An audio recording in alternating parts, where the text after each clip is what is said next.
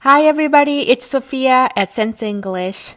오늘은 우리가 같이 Old Greek Stories, 그리스로마신화를 읽어보도록 하겠습니다. 첫 번째 날인데요. 우리가 이제 그리스로마신화는 서양 사상에서 기본이 되는 이야기죠. 그래서 어른들, 아이들 상관없이 다들 기본적으로 알아야 되는 교양서적인 것 같아서 제가 gutenberg.org라는 그 퍼블릭 도메인에 있는 웹사이트에서 가져온 책이거든요. 오늘부터 저랑 같이 읽어보시도록 하죠. Old Greek Stories, Jupiter and his Mighty Company. A long time ago, when the world was much younger than it is now, people told and believed a great many wonderful stories about wonderful things which neither you nor I have ever seen. They often talked about a certain mighty being called Jupiter, or Zeus, who was king of the sky and the earth.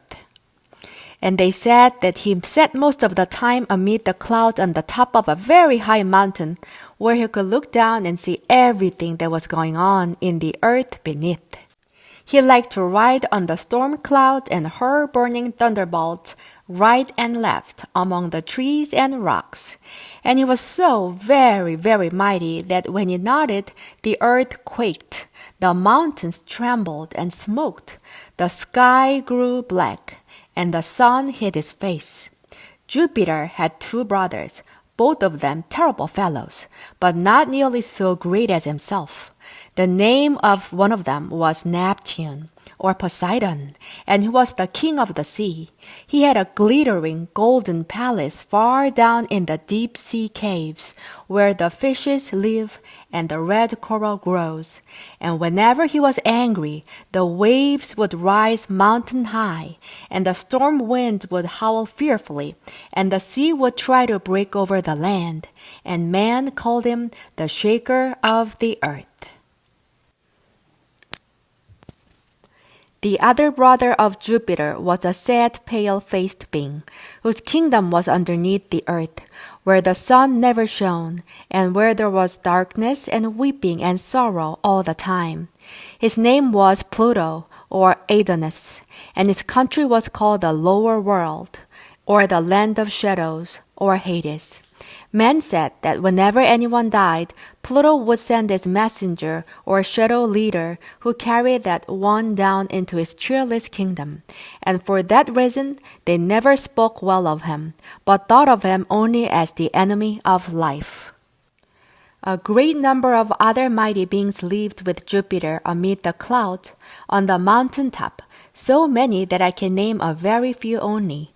There was Venus, the queen of love and beauty, who was fairer by far than any woman that you or I have ever seen.